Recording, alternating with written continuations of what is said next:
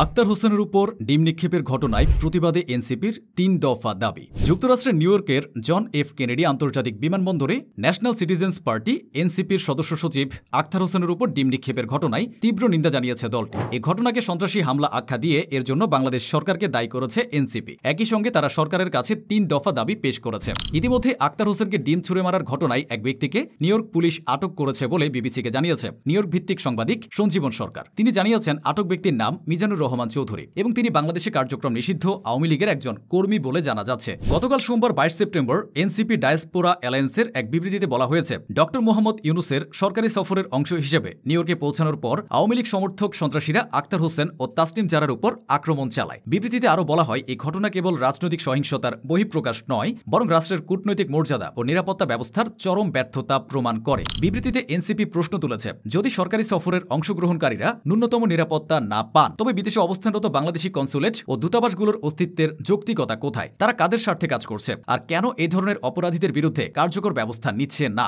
দলটি বাংলাদেশ সরকার ও পররাষ্ট্র মন্ত্রণালয়কে রাষ্ট্রীয় সফররত ব্যক্তিদের নিরাপত্তা প্রদানে সম্পূর্ণ ব্যর্থ বলে উল্লেখ করেছে এবং অবিলম্বে দৃঢ় পদক্ষেপের দাবি জানিয়েছে। এনসিপি তাদের বিবৃতিতে বাংলাদেশ সরকারের কাছে ৩টি জরুরি দাবি জানিয়েছে। নাম্বার ১, অবিলম্বে যুক্তরাষ্ট্রের ফেডারেল সরকার ও নিউ ইয়র্ক সিটির প্রশাসনের কাছে সরাসরি অভিযোগ জানাতে হবে। নাম্বার ২, নিউ ইয়র্কের বাংলাদেশ কনসুলেট জেনারেল সহ সম্পূর্ণ ফরেন সার্ভিস টিমকে অবিলম্বে চাকরিচ্যুত করতে হবে। নাম্বার ৩, সফরের বাকি অংশে অংশগ্রহণকারী নেতাদের সর্বোচ্চ নিরাপত্তা নিশ্চিত করতে হবে। বিবৃতিতে আরও বলা হয়েছে, হামলার সময় বিএনপি মহাসচিব মির্জা ফখরুল ইসলাম আলমগীর সহ অন্যান্য সফরসঙ্গীরাও উপস্থিত থাকলেও এনসিপি নেতৃবৃন্দকে মূল লক্ষ্যবস্তু করা হয়। দলটির দাবি, জুলাই বিপ্লবের সময় যারা আন্দোলনের নেতৃত্ব দিয়েছিলেন তাদের উপরই প্রতিশোধ নিতে এ হামলা চালানো হয়েছে। বিবৃতিতে আক্তার হোসেনের উপর জুলাই মাসে সরকারের নির্যাতন চালানোর কথাও উল্লেখ করা হয়েছে। এনসিপি দৃঢ়ভাবে জানিয়েছে, বিদেশি মাটিতে আওয়ামী লীগের এ ধরনের হামলা কেবল প্রবাসী বাংলাদেশিদের নিরাপত্তার জন্যই হুমকি নয়, বরং দেশের মর্যাদা ও গণতান্ত্রিক ভবিষ্যতের জন্যও ক্ষতিকর। উল্লেখ্য, নিউ ইয়র্কের কেনেডি বিমানবন্দর থেকে বের হওয়ার সময় জয় বাংলা স্লোগান দিয়ে আওয়ামী লীগের নেতাকর্মীরা আক্তার হোসেনের উপর